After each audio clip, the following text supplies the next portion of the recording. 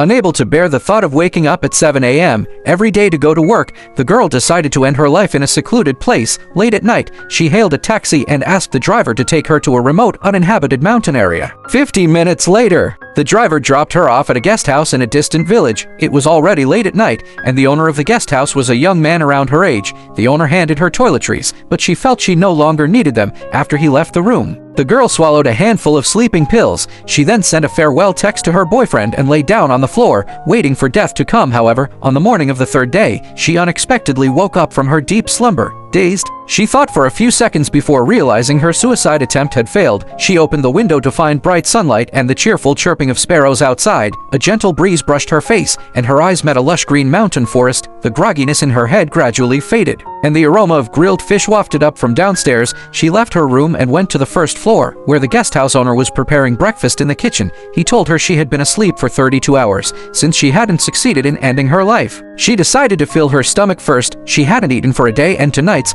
and the food on the table looked incredibly appetizing. Soon, she finished her first bowl of rice, and the man worried he hadn't cooked enough.